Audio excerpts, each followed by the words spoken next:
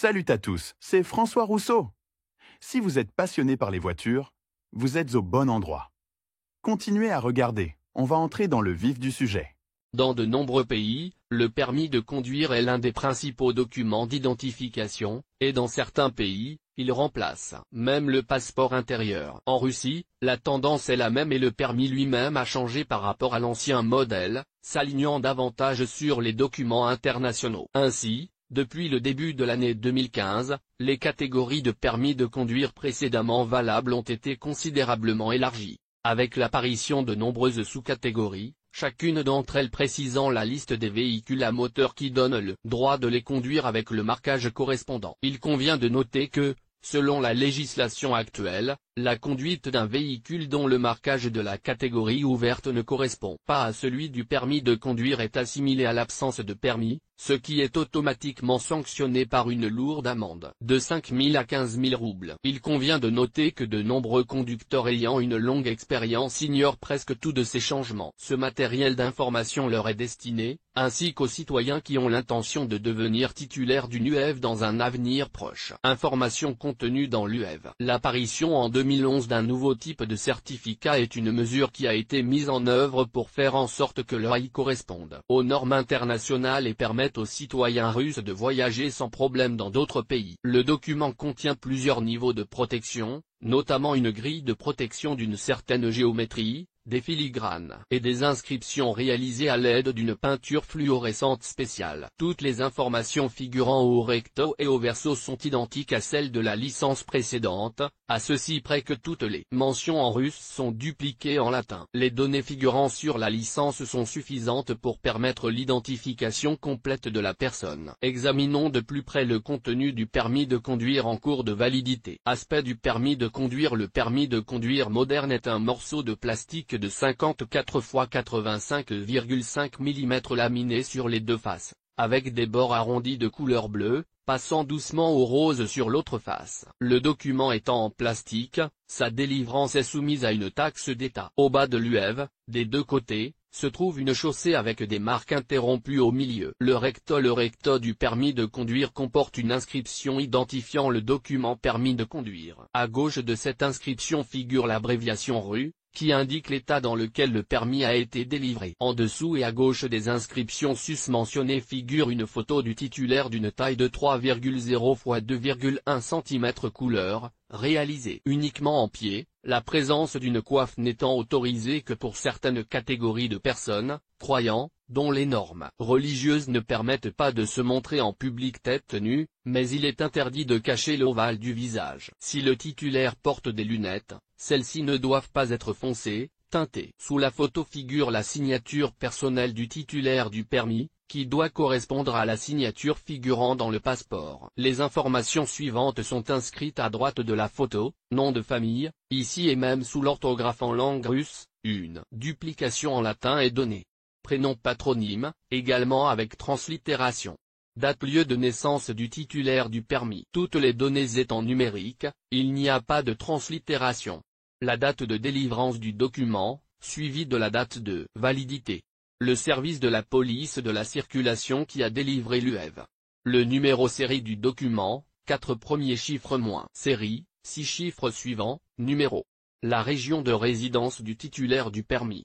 La liste des catégories sous-catégories autorisées. Le verso. Une partie importante du côté gauche est consacrée au code, qui contient des informations cryptées sur le conducteur. La taille du bloc est de 4,2 x 1,0 cm. Sur le côté droit, un tableau indique toutes les catégories sous-catégories possibles de véhicules. Tout d'abord, la désignation alphabétique et, dans la deuxième colonne, une désignation graphique, pictogramme indiquant un type de transport particulier. Les troisième et quatrième colonnes restent vides si le conducteur n'a pas le droit de conduire un type de véhicule particulier, ou contiennent la date d'ouverture de cette catégorie, ainsi que la période de validité du permis. La cinquième colonne contient des données indiquant d'éventuelles restrictions à la conduite d'un véhicule de cette catégorie, ou l'abréviation AT, si un modèle particulier de voiture est équipé d'une transmission automatique. En dessous du tableau, on peut trouver des informations concernant les restrictions applicables à toutes les catégories de CA, ainsi que l'expérience de conduite cumulée du titulaire du document. Enfin, Le numéro série du permis est reproduit tout en bas. Sur la classification actuelle des catégories sous-catégories. Auparavant, jusqu'en 2011, seules 5 catégories A, B, C, D étaient indiquées dans l'UEV. En 2011-2013, les permis comportant 9 catégories de véhicules à moteur étaient valables. Après le changement suivant en 2014, le nombre de catégories est resté le même à 9, mais 6 sous-catégories supplémentaires ont été ajoutées pour augmenter le nombre de types de véhicules couverts par le document. La procédure d'obtention d'un permis pour certaines catégories reste inchangée, il est nécessaire de suivre la formation correspondante. Certaines catégories sont automatiquement ouvertes lors du remplacement du permis. Les cyclomoteurs appartenant à une toute nouvelle catégorie M sont autorisés à être conduits par tous les conducteurs titulaires d'un permis, quelle que soit la catégorie. Avant de décrypter les nouvelles catégories actuelles de permis de conduire, il convient de préciser que, pour l'essentiel, la classification existante reflète les dimensions, le poids et d'autres caractéristiques opérationnelles de la catégorie de permis de conduire. La liste des principales catégories est limitée à 9, dont une seule peut être qualifiée de totalement nouvelle, TMTB. L'ancien document comportait une note spéciale pour les tramways et bus. Examinons avec les détails nécessaires quelles voitures peuvent être conduites avec un permis d'une certaine catégorie. La catégorie A reste l'une des plus conservatrices, car elle permet de conduire les motos de la classe AC. Selon la version actuelle du Code de la route, chapitre 1, paragraphe 1.1, les motos sont des véhicules à 2 roues, y compris les véhicules équipés d'une remorque latérale. La même définition inclut également les véhicules mécaniques à 3 ou 4 roues dont le poids à vide ne dépasse pas 0,4 tonnes. Une partie de la population pense qu'il faut un permis spécial pour conduire une moto. Cela n'a évidemment rien à voir avec la réalité. Le permis de catégorie A s'obtient de manière générale. La catégorie VB permet de conduire des voitures de tourisme dont le poids à vide est inférieur à 3500,0 kg et dont le nombre de sièges, à l'exclusion du siège du conducteur, doit être inférieur à 8. Il est permis d'utiliser une remorque d'un poids inférieur à 750,0 kg, ou une remorque d'un poids supérieur à 750,0 kg, mais dont le poids total de la plage est inférieur à 3500,0 kg. Selon la version actuelle du Code de la route, les remorques sont des véhicules non équipés d'un moteur et utilisés comme partie d'un véhicule à moteur. Les semi-remorques entrent également dans cette définition. Le titulaire d'un permis de conduire portant une marque en regard de la lettre B a le droit de conduire des véhicules tout-terrain et des minibus, qui sont soumis aux mêmes restrictions de poids et au même nombre de places assises, avec un équipement approprié. La catégorie B du permis de conduire permet de conduire des véhicules appartenant à la catégorie mère, mais le poids de la remorque peut dépasser 750,0 kg si le poids total de ces véhicules est inférieur à 3500,0 kg. Cette catégorie comprend également les minibus articulés avec les mêmes limites de poids. La catégorie C permet de conduire des véhicules dont le poids à vide est supérieur à 3500,0 kg. L'utilisation de remorques d'un poids inférieur à 750,0 kg est autorisée. Il convient de noter que les camions de plus de 8 places assises relèvent d'une catégorie supérieure. Le propriétaire d'un véhicule de la catégorie C n'est pas autorisé à conduire un véhicule de la catégorie B, ce qui réfute l'idée fausse, assez répandue même parmi les conducteurs expérimentés. La catégorie se permet de conduire sur des CA appartenant à la catégorie mère avec une remorque de 750,0 kg ou plus. Il est permis d'ouvrir cette catégorie en présence de la catégorie mère. La catégorie D, indiquée sur le permis de conduire, permet de conduire des CA spécialisés dans le transport de personnes, équipés de 8 places assises ou plus, sans compter le siège du conducteur. Cette catégorie comprend également les autobus et les véhicules attelés à des remorques d'un poids inférieur à 750,0 kg. Catégorie 2, il s'agit de véhicules à moteur appartenant à la catégorie mère, dont le poids de la remorque peut dépasser 750,0 kg, dans la limite de 300,0 kg. Cette catégorie comprend également les autobus articulés soumis aux mêmes limites de poids et de place assise. La catégorie E, bien que présente dans la liste officielle, n'est plus utilisée aujourd'hui, car elle a été remplacée par des catégories sous-catégories contenant la lettre E dans l'abréviation. La catégorie M, une innovation qui permet aux titulaires d'un tel permis de conduire des cyclomoteurs car elle est valable depuis 2013. Une UEV portant cette marque n'est pas nécessaire en présence d'une autre catégorie ouverte et valide. TMTB, catégorie, désormais séparée en catégories distinctes, bien qu'auparavant cela n'ait été noté que dans le champ des marques spéciales. Permet de conduire des trolleybus tram, mais pas des autobus. Lire aussi, tout sur la mention AS dans le permis de conduire sous catégorie de permis de conduire. Il s'agit des catégories de permis de conduire dont l'abréviation contient un indice numérique. La catégorie A1, comme sa mère, permet de conduire des motos, mais avec certaines restrictions. En particulier, le volume du moteur doit être compris entre 50,0 et 125,0 cm3, la limite supérieure de la puissance de l'unité motrice est de 11,0 kW. Notez que le véhicule de base qui répond aux caractéristiques ci-dessus est un scooter, et que l'ouverture de la catégorie A s'applique automatiquement à cette sous-catégorie, sans restriction.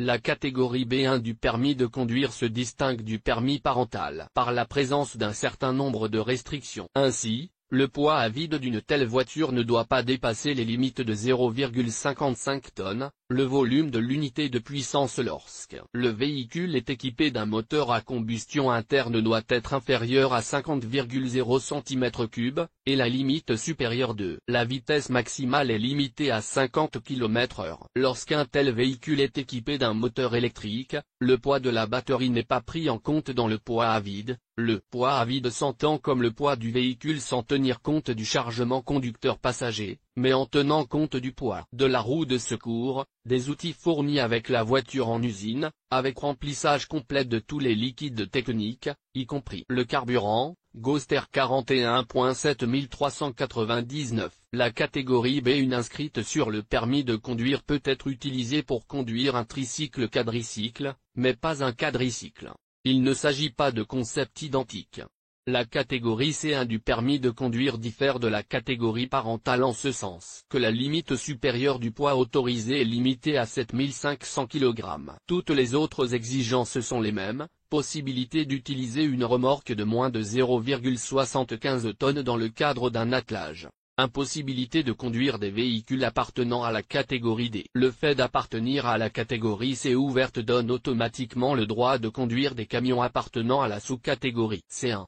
La catégorie D1 est également caractérisée par la présence d'une restriction, mais sur le nombre de sièges passagers, 16 ou moins. Il est également permis d'avoir une remorque pesant 750,0 kg ou moins. La présence de la catégorie mère est une condition suffisante pour conduire des véhicules à moteur appartenant à la sous-catégorie. La différence de la catégorie D1E par rapport à la catégorie précédente est la possibilité d'utiliser une remorque pesant 750,0 kg ou plus, mais le poids total du véhicule ne doit pas dépasser 12,0 tonnes. Il est interdit de transporter des personnes dans ces remorques, indépendamment de la présence ou de l'absence de sièges passagers équipés. La présence de la marque D1 ne donne pas le droit de conduire des véhicules appartenant à la catégorie D1E. Les détenteurs d'une UEV portant la marque D bénéficient en revanche automatiquement de cette possibilité. Nuance du remplacement de l'UEV. En raison de l'augmentation significative du nombre de catégories sous-catégories, les conducteurs titulaires d'un permis de conduire de type ancien s'intéressent à la manière dont ils seront remplacés, aux catégories qui resteront disponibles et à celles qui s'ouvriront automatiquement. Selon la loi fédérale N-196, article 25,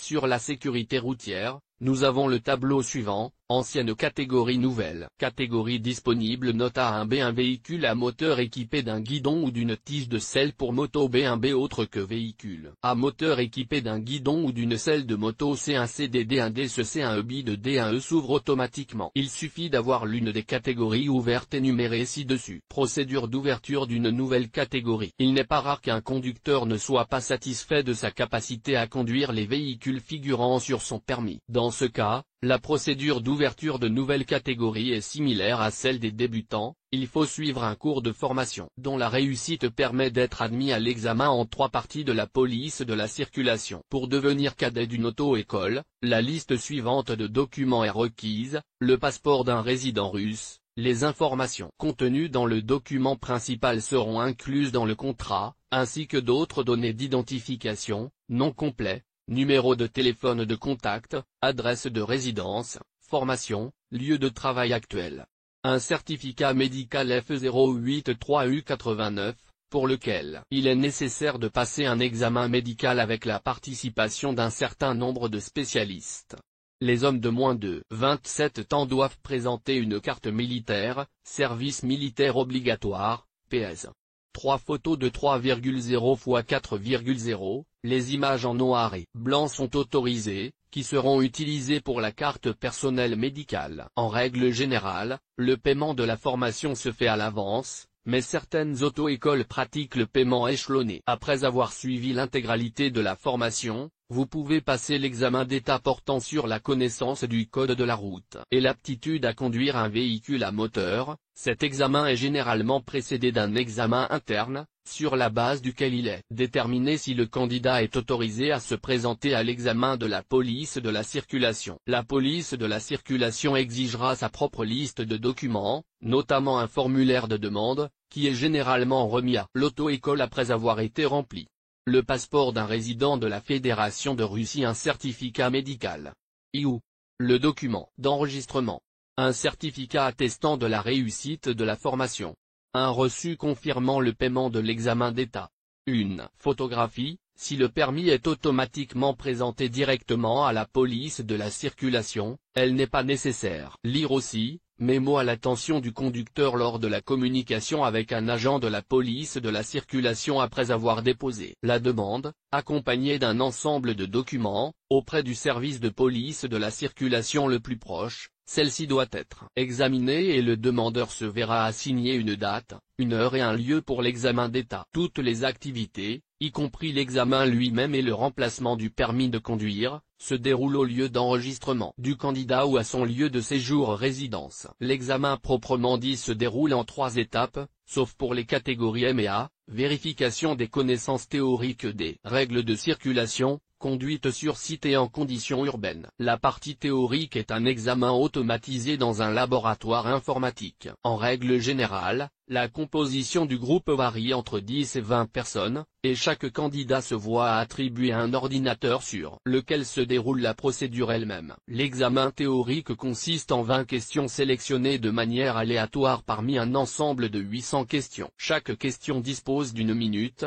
c'est-à-dire que la durée totale de l'examen n'excède pas 20 minutes. La réponse à une question est choisie parmi plusieurs réponses, dont une seule est correcte. 3 erreurs ou plus ne donnent pas le droit de passer la partie pratique de l'examen, c'est-à-dire que le candidat qui les a commises doit quitter la police de la circulation sans rien. Ceux qui ont commis 2 erreurs ou moins peuvent se préparer à l'étape suivante de l'examen d'état. L'épreuve se déroule sur un site spécialement aménagé, généralement situé à proximité immédiate du poste de police de la circulation. L'épreuve proprement dite consiste à tester les aptitudes de conduite du candidat liées à l'exécution de manœuvres complexes, marche arrière, démarrage du véhicule dans une pente suffisamment importante, demi-tour dans un espace limité, ainsi que l'arrêt du véhicule avant la ligne d'arrêt. Lors du demi-tour, de l'arrêt et de la marche arrière, le candidat ne doit pas heurter les poteaux spéciaux, sinon il est considéré comme n'ayant pas réussi l'examen. Si tout se passe bien à ce stade, vous pouvez passer à l'épreuve urbaine. En général, le plus grand nombre de candidats sont éliminés à ce stade ou lors de l'épreuve théorique. L'épreuve proprement dite consiste à conduire sur des routes urbaines. Le conducteur doit se conformer aux exigences de l'inspecteur de la police de la circulation et les comparer à la situation de la circulation, y compris les marquages et les exigences des panneaux de signalisation. Sa tâche consiste à prévenir les infractions au code de la route, car les instructions de l'inspecteur peuvent être provocantes. Pour chaque infraction, le candidat se voit attribuer des points de pénalité, dont le nombre est fonction de la gravité de l'infraction. Si plus de 5 points de pénalité sont accumulés, l'examen est considéré comme échoué. Si les 3 examens ont été passés avec succès, le candidat doit s'acquitter de la taxe d'État, après quoi il est invité à se rendre au service de la police de la circulation pour y être photographié. Une demi-heure plus tard, le permis de conduire peut être délivré. Il sera modifié en conséquence en ce qui concerne les catégories de véhicules que le titulaire du permis est autorisé à conduire. La durée de validité normale d'un permis de conduire est de 10 ans à compter de la date de délivrance. En cas d'échec à la partie théorique de l'examen, un nouvel examen est prévu, qui ne peut être passé avant un délai de 7 jours. Si la police de la circulation refuse d'autoriser le candidat à repasser l'examen, elle doit l'en avertir par écrit en indiquant obligatoirement les raisons de son refus. Dans ce cas, le candidat a le droit de faire appel d'une telle décision de la police routière, ainsi que de contester l'exactitude des résultats de l'examen théorique, étant donné qu'ils sont stockés dans l'ordinateur pendant un certain temps et qu'il est possible de revoir les réponses de l'examinateur. Pour la partie pratique de l'examen, on utilise des véhicules équipés de 2 pédales de frein et d'embrayage, d'un panneau spécial, véhicule de formation et d'un rétroviseur installé du côté de l'examinateur. En outre, le véhicule doit correspondre à la catégorie que le candidat souhaite obtenir. La réussite des examens dépend largement de la qualité de la formation. Malheureusement, toutes les auto-écoles ne sont pas en mesure d'offrir le mode le plus confortable, ce qui s'explique par de nombreuses raisons subjectives et objectives, allant d'une banale pénurie de moniteurs à leur qualification insuffisante ou à leur manque d'expérience. Dans le domaine de l'enseignement, de nombreux établissements de ce type pratiquent la tromperie, au lieu des 50 heures de conduite prescrites avec l'instructeur en raison de leur charge de travail, l'élève conduit 20 à 30 heures, et le reste est ajouté. Bien entendu, dans la plupart des cas, cela a un impact négatif sur les compétences de conduite. La durée de la formation joue également un rôle, car dans de nombreux cas, il n'est pas réaliste d'établir un programme qui satisferait l'ensemble du groupe, car l'emploi du temps des élèves des auto-écoles peut varier considérablement. Il n'est pas rare que vous commenciez la formation avec un instructeur et sur une certaine voiture, mais qu'en cours de formation, vous deviez passer à une autre voiture avec un instructeur différent. De nombreux élèves se plaignent que pendant la formation à l'auto-école, ils se sont familiarisés avec des itinéraires urbains qui, en fin de compte, ne coïncident pas avec ceux utilisés lors de l'examen. En tout état de cause, pour choisir la meilleure institution de formation, il convient de prendre en compte de nombreux facteurs, et il est souhaitable d'écouter l'avis de ceux qui ont suivi avec succès la formation et passé avec succès les examens de la police de la circulation. Notez également la limite d'âge pour les candidats à un permis de conduire pour des catégories spécifiques. La catégorie A1/M peut être ouverte si le candidat est âgé de 16 ans au moment où il passe l'examen d'État. A peut être obtenu si vous avez plus de 18 ans. Pour obtenir un permis de catégorie ouverte B, vous pouvez suivre une formation dès l'âge de 17 ans. Mais seuls les jeunes de 18 ans sont autorisés à passer l'examen. C. Les mêmes restrictions s'appliquent que pour la catégorie B. Il est également possible d'obtenir une note au permis de conduire pour les catégories B1/C1 à partir de l'âge de 18 ans, mais dans ce cas, la formation commence à l'âge de 18 ans. Les catégories DD1, TMTB sont celles pour lesquelles les conditions d'âge sont les plus élevées. Dans ce cas, la formation peut commencer à partir de 21 ans. Il convient de noter que pour obtenir une note en face de la catégorie E et de toutes les autres abréviations comportant cette lettre bis 2, il faut au moins une année d'expérience dans la conduite de véhicules des catégories B, C, D. Il n'est pas nécessaire de présenter des documents supplémentaires, il suffit d'être titulaire d'un permis de la catégorie ouverte, correspondante depuis les 12 derniers mois. Pour ouvrir les sous-catégories C1E, D1E, il est nécessaire d'avoir les catégories ouvertes C, C1 ou D1/D.